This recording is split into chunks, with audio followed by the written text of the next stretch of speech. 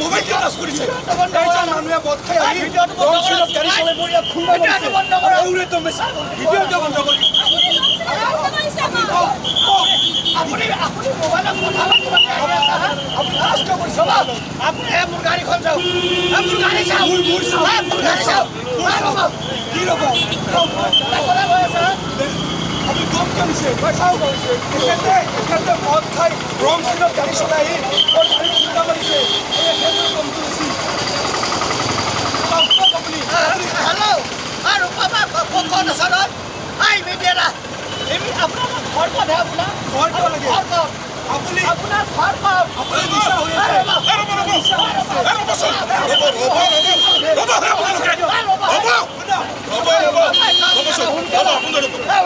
কি হৈছে আপোনালোকৰ অথনিৰে পৰা দেখি আছো আপোনালোকে এনেদৰে চিঞৰ বাখৰ কৰি আছে হৈছে কি আপোনালোকৰ আপুনি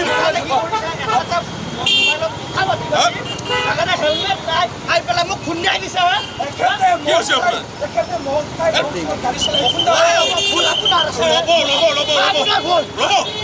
ৰ'বচোন আপোনালোকে আচ্ছা আপুনি চিট বেল্ট পিন্ধা নাছিল নেকি নাছিলো কিয় চিট বেল্ট পিন্ধা নাছিল আৰু আপুনি হেলমেট যে পিন্ধিব লাগে সেই কথা আপুনি নাজানে নেকি জানো হেলমেট পিন্ধা ৰ'ব কথা নক'ব মোক আপোনালোক দুজনে কৰিছে যদি আপোনাৰ কিবা এটা হয় তেতিয়াহ'লে আপোনাৰ পত্নী আৰু ল'ৰা ছোৱালীকেইটাৰ কি হ'ব আপুনি এবাৰ ভাবি চাইছেনে হেৰি আপোনজনক হেৰুৱাৰ দুখ কিমান যন্ত্ৰণাদায়ক বেদনাদায়ক মই জানো মই উপলব্ধি কৰিব পাৰোঁ আজিৰ পৰা 2 বছৰ আগতে ইয়াৰ পৰা অলপ আগত মোৰ মৰমৰ জীউ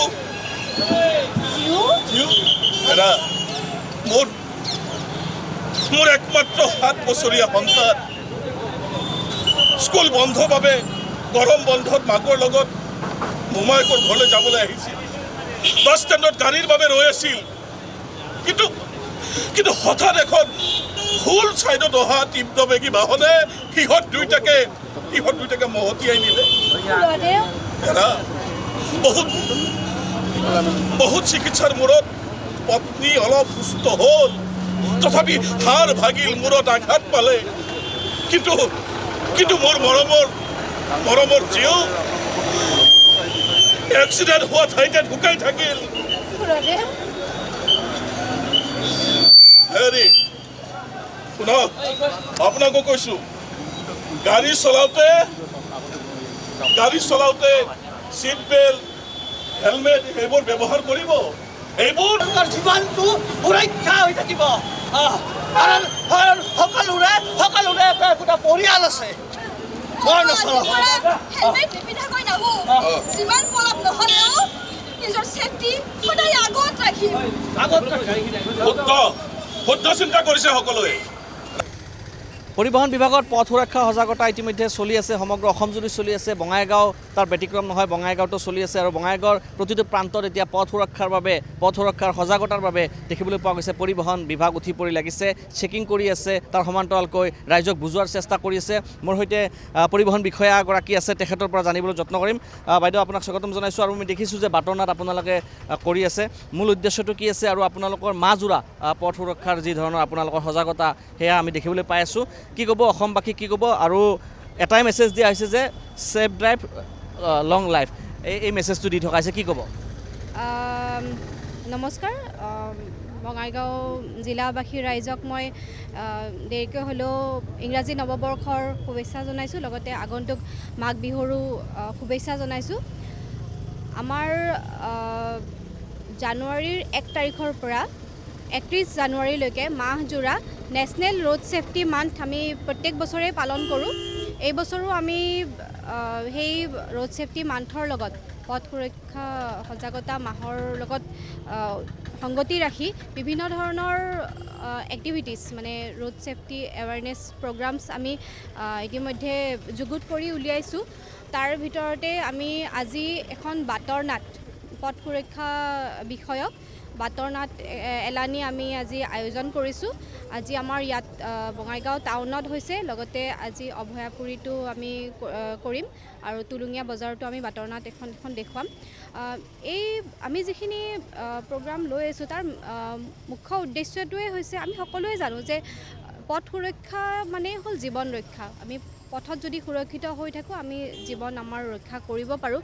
এই কথাখিনি আমি সকলোৱে জানো, কিন্তু তথাপিও আমি মাজে মাজে কথাখিনি ৰাইজৰ মাজত আওৰাই দিয়াৰ প্ৰয়োজন হয়। বিশেষকৈ এইখিনি সময়ত আমাৰ যিহেতু কুঁৱলীৰ মানে আচ্ছাদন থাকে, গতিকে আমাৰ ৰাস্তাত যেতিয়া গাড়ীখিনি চলোৱা যায়, অকণমান কুঁৱলীৰ কাৰণে আমি বিপদত পৰিবলগীয়া হয়। গতিকে সেইবোৰৰ কাৰণেও আমি আমাৰ যিখিনি ডিষ্ট্ৰিক্ট ৰোড ছেফটি কমিটিৰ ফালৰ পৰা আমি বহু ধৰণৰ ইতিমধ্যে ষ্টেপ লৈ আছোঁ। প্ৰত্যেক দিনে আমি পিকনিক স্পট ভিজিট কৰি আছোঁ, লগতে পিকনিকত যোৱা যিখিনি গাড়ী আছে তেওঁলোককো আমি সজাগ কৰি আছোঁ, লগতে ৰাইজকো সজাগ কৰি আছোঁ। আৰু আমাৰ যিখিনি ড্ৰাংক এণ্ড ড্ৰাইভিং আছে, মানে যাতে মদ চলাই গাড়ী নচলায়, তেনেকুৱা ধৰণৰ আমাৰ যি 5টা সূত্ৰ আছে, সেই 5টা সূত্ৰৰ ওপৰতো আমি ইতিমধ্যে বহুতখিনি কাম কৰি আছোঁ। আৰু এইখিনি আমাৰ নিৰন্তৰ প্ৰচেষ্টা চলি থাকিব। সদায় আমি যাতে আমাৰ ডিপাৰ্টমেণ্টৰ ফালৰ পৰাই হওক বা আমাৰ গোটেই জিলাৰ পথ সুৰক্ষা সমিতিৰ ফালৰ পৰাই আমি সদায় প্ৰচেষ্টা চলাই আছোঁ, যাতে আমি ৰাইজক এটা সুৰক্ষিত পথ দিব পাৰোঁ। আৰু ড্ৰাইভাৰ চালকখিনিৰ লগতো আমাৰ সদায় আমি এৱাৰনেছ মিটিং, ইতিমধ্যে বহুতকেইখন এৱাৰনেছ মিটিং আমি কৰিছোঁ আৰু কৰি থাকিম, কাৰণ তেওঁলোককো আমি বাৰে বাৰে কৈ থকাৰ প্ৰয়োজন হয়। বিশেষকৈ মই আজি আপোনালোকৰ জৰিয়তে আৰু এটা কথাই ক'ব বিচাৰোঁ। আমাৰ পথ সুৰক্ষাৰ 5টা নীতি আছে, আমি পঞ্চসূত্ৰ বুলি কওঁ। যেনেকৈ আমাৰ যেতিয়া দুচকীয়া বাহন চলায় তেতিয়া হেলমেট পৰিধান কৰিব লাগে, দুয়োজনে, চালক আৰু আৰোহী দুয়োজনে। লগতে চাৰিচকীয়া বাহনৰ ক্ষেত্ৰত আগত বহা দুয়োজনেই ছিট বেল্ট মৰাটো মেণ্ডেটৰী হয়। গাড়ী যাতে অত্যধিক বেগত নচলায়, মদ্যপান কৰি গাড়ী নচলায়, আৰু অত্যধিক বোজা বহন কৰি যাতে গাড়ী এখন নচলায়। মুঠৰ ওপৰত আপোনালোকৰ উদ্দেশ্য এটাই, সুৰক্ষিত থাকিব লাগে। সুৰক্ষিত থাকিব লাগে। আমাৰ এইটোৱে উদ্দেশ্য, মানে পথ সুৰক্ষা জীৱন ৰক্ষা, এইটো আমাৰ মানে লগ' হয়, মটো হয়।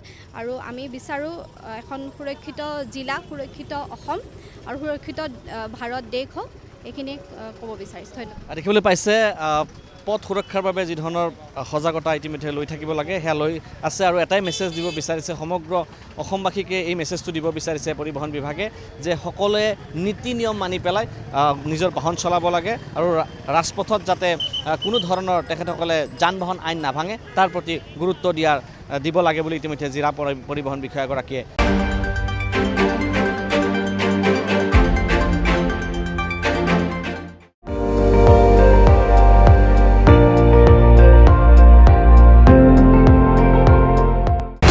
আপুনি চাই আছে ND24, সৰ্বশ্ৰেষ্ঠ নহয়, সৰ্বোত্তমৰ দৌৰত।